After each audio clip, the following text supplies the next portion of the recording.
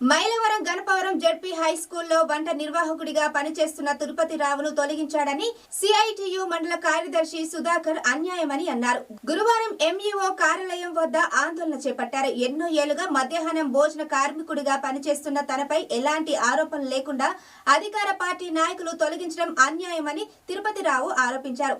ఈ డిమాండ్లతో కూడిన వినతి పత్రాన్ని ఎంఈఓ బాలుకు అందజేశారు. మండలం గణపవరం గ్రామంలో ఉన్నటువంటి హై స్కూల్లో 2021కి ముందు నుంచి దాసరి వీర వెంకమ్మ అక్కడ మధ్యాహ్న భోజన కార్మికురాలుగా పనిచేస్తూ ఉంది. ఆవిడ్ని అధికారికంగా 2021లో ఎస్ఎంసీ కమిటీ తీర్మానం ద్వారా తిరిగి ఆమెను కొనసాగిస్తూ తీర్మానం చేశారు. ఆ తర్వాత ఆవిడ గత ఏడాది అనారోగ్యంతో కార్మికురాలుగా ఉదయం పూట పనిచేసి వచ్చిన తర్వాతే అనారోగ్యంతో మరణిస్తే ఆవిడ కొడుకుగా ఉన్నటువంటి తిరుపతిరావుని దాసరి తిరుపతిరావుని మధ్యాహ్న భోజనం తాత్కాలికంగా వంట ఉండేదానికి అక్కడే ఉన్న తిరుపతిరావుని కొనసాగిస్తూ తీర్మానం చేశారు. తీర్మానం చేసిన తర్వాత ఇప్పటికీ స్కూల్స్ పాఠశాలలో ప్రారంభించి 6 నెలలు పూర్తి వస్తూ ఉంది. నూతనంగా తీర్మానం చేయలేదు.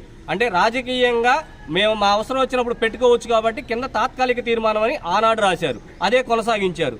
అదే పాఠశాలలో దాసరి వీర వెంకమ్మ కోడలు తిరుపతిరావు భార్య స్కూల్లో స్వీపర్గా పనిచేస్తూ ఉంది.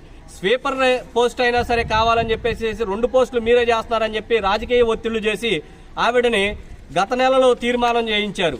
నువ్వు అక్కడ నుంచి తొలగుతున్నట్టుగా నీ దగ్గర నుంచి రిజిగ్నేషన్ లెటర్ కావాలని చెప్పేసి ఇక్కడికి పిలిపించి తీర్మానం చేయించేసి ఆవిడని తొలగించారు. తొలగించిన తర్వాత మధ్యాహ్న భోజనం నువ్వు వండుకోమని తిరుపతిరావుకి స్వేచ్ఛగా చెప్పారు. కానీ ఈ నెల రోజుల్లో కూడా మళ్ళీ తీర్మానం చేయలేదు, తిరుపతిరావే వండాలని చెప్పేసి.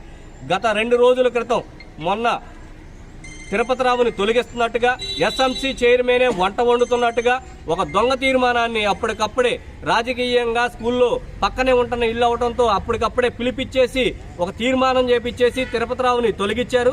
ఇది అక్రమ తొలగింపు, రాజకీయ వేధింపులని మేము సిఐటియుగా దీన్ని తీవ్రంగా ఖండిస్తా ఉన్నాం.